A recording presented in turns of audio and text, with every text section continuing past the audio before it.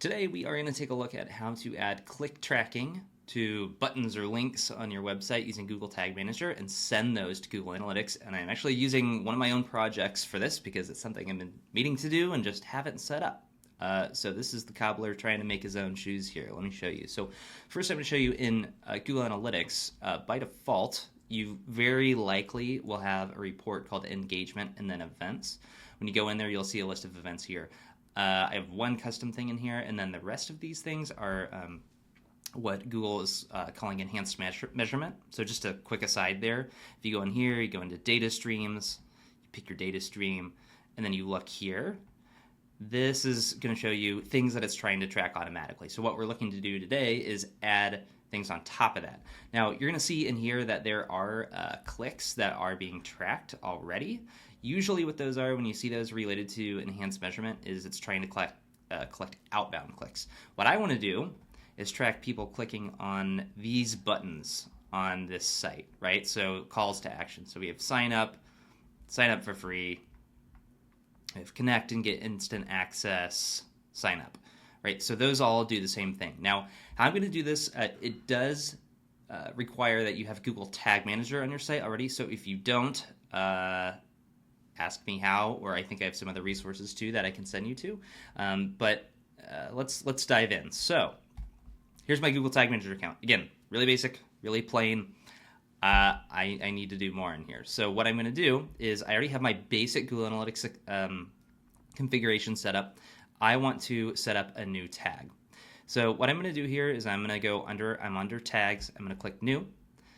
Under tag configuration, I'm going to click Google Analytics, then I'm going to do GA4 event. You need to put your measurement ID in here, where you're going to find that is when you're in Google Analytics, you go to admin, go to data streams, and go here. This is your measurement ID. As a quick aside, what I recommend is adding this as a variable. So I've done that here. I'm not going to actually show you my variable, but if you go into variables, you create a constant, and then you don't have to re-enter this over and over again. So I'm going to do that. This is my GA4 data stream right here. It says, great, it's found. So I'm going to create a new event here. What I'm going to call it is, I'm going to call it CTA click. So naming events is probably more art than science because you want to be thinking about how abstract or specific you want it to be. So in some cases, you might want to be tracking a whole bunch of different clicks in one, or maybe if I had multiple products, I would actually want to call these different things. So it'd be like product 1 click, product 2 click, something like that. But in this case, I just have one landing page that's really simple. I want to see all of them that are being tracked, and then I'll also track the click text, which I'll show you in just a minute. And so here, event name is CTA click.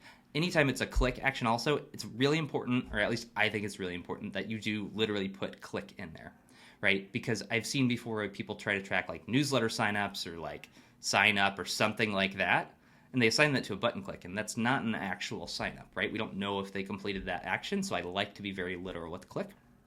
So we're going to start with that. Then the next thing that we're going to do, I'm going to go here to event parameters.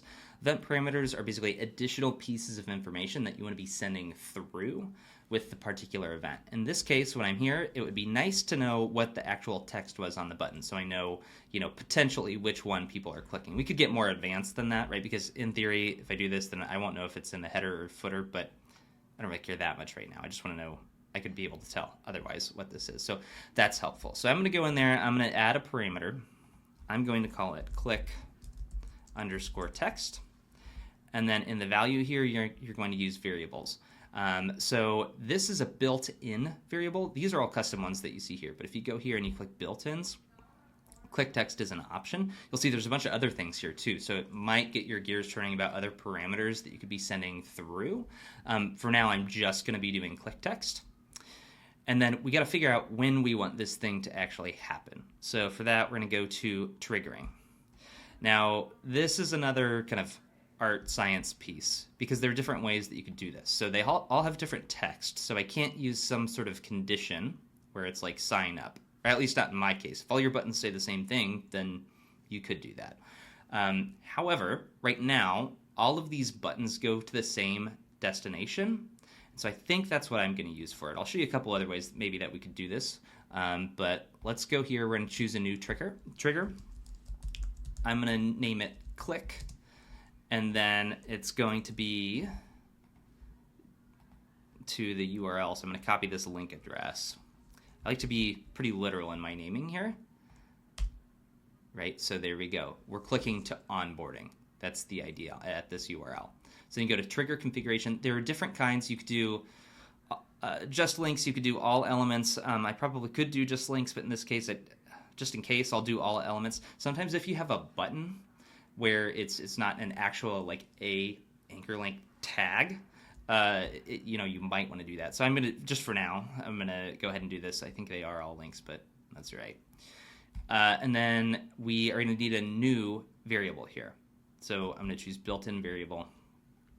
And here we're looking for the click URL. Where is it? There it is. Click URL. Click URL, you could do contains, equals, matches CSS selectors. There's all sorts of different things that you could do in here. What I'm going to do is click URL contains because I don't have any other pages that have this. Excuse me, it should be my.sitelogic.app onboarding. And like that should give me what we need. Now, you'll also see there are other ways that you could do this too. So you could do maybe like click text. We added that already, right? So click text contains sign up. That's what I was saying, where that would track some buttons but not others. I want to get all of them, so I'm going to do click URL. If you need something a little bit more advanced, this is usually what I'm doing when I'm working with clients, is I'm actually going to use a CSS selector. So that's, again, probably another lesson. It's a little more complicated, but what is really nice and scalable, especially if you have a larger site, is if all of the buttons on your site have the same class. And when I say that, we're talking about inspecting the code. We're looking at this and we would see that like this link would have a class on it. It would be like, like class equals btn primary or like something like that.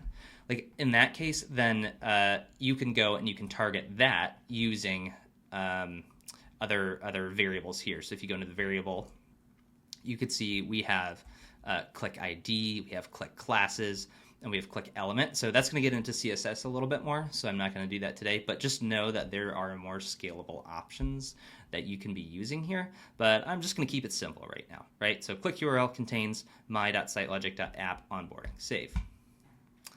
Cool. So now what I have set up here, I have an event tag for Google Analytics for an event called CTA click with parameters of click text and a value of click text, which is coming from a variable. That's going to happen every time somebody clicks on a link that goes to my.sitelogic.app/onboarding. Then last thing you want to do is give this a name. So we're going to call this GA4 event. Again, you'll see I start to have a naming convention here. That's pretty clear. So CTA_click. I don't have very many in here. Once I have more tags, I'd also recommend using folders. For now, I'm just going to keep it simple. I'm going to hit save, and that's all of the setup that you have to do in Google Tag Manager. Now comes testing. So to do that, you're going to go to preview, and then you're going to put in the URL of the page that you're going to be testing. Connect. Then it's going to load a window of your site. Okay, and you'll see at the bottom, tag assistant is connected. So I'll just make that a little bit smaller, and then you're going to get this other debug window. So this opens in two different tabs. I'm going to show this side by side. Oops, let's see here. What do I want to do? Split. By the way, I'm using Arc browser, which is pretty slick if you haven't tried it. So just pointing that out. So this is kind of nice because then you can sort of see a side-by-side view. You could just do this on your desktop as well and put the windows next to each other if you want to do that. Also, I see design stuff I should fix, but that's another time. All right, so now what you can see is happening here is, these are the different tags that were fired. So right now, these are just like two base tags that I have. I have Google Analytics configuration, and then I have a configuration for Brevo, which is what I use for chat and a couple other different things. So then you can see down here what's not been fired is an other event that I had for upvoting features, and then one for a CTA click. So what we're going to hope happens is when I click on these buttons, we are going to get a new event that fires. So I clicked on that. Then we go in here. I can see that GA4 event CTA click happened. That happened on this click. You also see it was technically a link click, so we could have used that as a trigger, but that then has now fired. And then you can see we have a parameter here of sign up.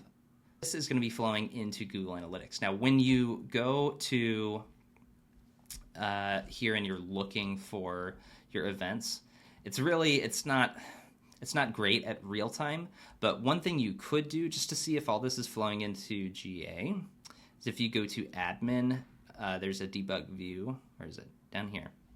So by default, when you're using Google Tag Manager and you go in that debug view, it's going to recognize your device as a debug device, and you could see these things here, right? So like here's one of those CTA clicks, and you could see like here's all the parameters. By default, it passes through a couple different things, but here's our custom one called sign up. So there is one last thing that you need to do though to make sure that you get the right info showing up in here. So remember we set up that custom parameter of click text. By default, Google Analytics isn't going to know how to interpret this parameter.